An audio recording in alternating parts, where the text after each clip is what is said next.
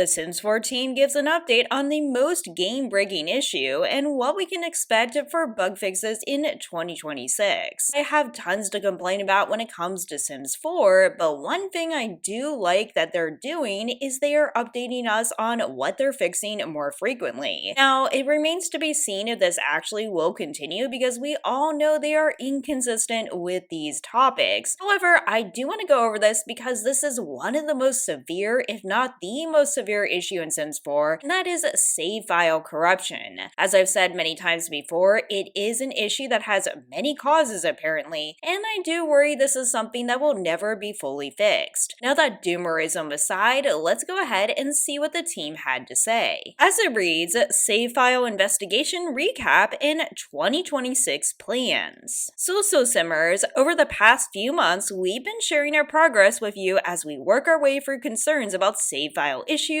disappearing lots, white screens, and loading problems. We know how frustrating it is when a beloved save doesn't behave the way it should, and we want to keep you in the loop about the work happening behind the scenes. Now, I will say that's a mild way of putting it. It's not just that it doesn't work as intended, in fact you can pretty much just lose your save entirely. That aside, our team has been deep in the trenches testing, reproducing, analyzing, and building new tools to understand the many factors that can contribute to save file corruption. While there's no single bug that fixes everything, we've made meaningful progress across several key areas. So let's go ahead and see what they've actually done. Investigation, fixes, and new tools. We kicked off a large-scale review of community-reported issues. We've been tracking everything from lots disappearing in heavily populated residential rentals to white screens, endless loading loops, as well as cases where the game loads but saves show missing neighbors, objects, or builds. These issues vary widely, with some only occurring on certain platforms. To support this work, we created a new Python-based tool that helps us analyze the structural and contents of affected save files more efficiently. This tool has already helped us spot patterns in file saves, mods, lot complexity, and version history. This is something I do want to return to because there's a lot of discussion about different tools EA is developing, supposedly to change how they do quality assurance. But let's get into the main heart of this, and that is what they have fixed so far. The first one is the infinite loading issue. We identified an issue that caused infinite loading when converting penthouses or dorms into residential rentals. This is something that came up with Adventure Awaits. A fix was supposedly released on November 4th. In addition, several error codes, which you can actually click on and see the details of, in the saves where they originally occurred. These fixes were released in the December 2nd update. So the question is, what is next? Well, what is next is what they're investigating now.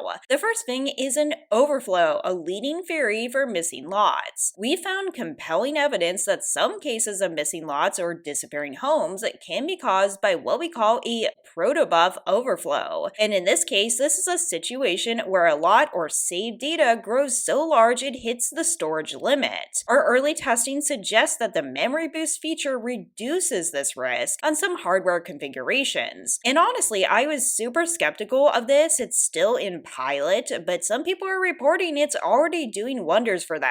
Again, it's not available for everyone, unfortunately. I think it's just Windows at this point, but some people have said it's been useful. However, keep in mind it is preventative. That means it's not going to revert any issues you've already had, and also it's not going to prevent it for everyone. Now, they also have the Error 801 and scratch file behavior. Error 801 remains a top priority. Current findings suggest that multiple game processes may complete during load, causing inconsistent results. We're also taking preventative steps by relocating scratch files from the Documents folder to app data. For complex cheated or modded lots, we're testing how extreme builds like heavily decorated lots, move objects on, or builds using cheats behave when placed into saves. Now, I'll say that is a ton of lots. A lot of simmers, if not maybe even the majority, would be playing in at least some of these. Now, they also have data carrying between saves. Data from one save can carry into a second one in the same session. This behavior started in Lovestruck, and while it doesn't explain order corruption issues, it does give us insight into how systems interact. Honestly, that sounds absolutely terrifying, and I would like more details about that. Your reports continue to drive this work. Across this quarter, your reports, votes, comments, and shared save files have been essential to every discovery we've made. They also put together a missing lot data survey, so there is a link for that as well. Now, what can we actually expect in 2026? In early 2026, you can expect to see fixes for flea market items disappearing and reappearing. Honestly, I thought they already tackled that. It seems it's come up again. More fixes around photos turning black, again a reoccurring bug, and our previously announced of moving scratch files and more. For this, we will be staggering the rollout between the scenes so we can closely monitor any issues before a full rollout to all players. This actually sounds like a good approach. After all, I'd rather something actually be fixed than sorta fixed and going back to the drawing board.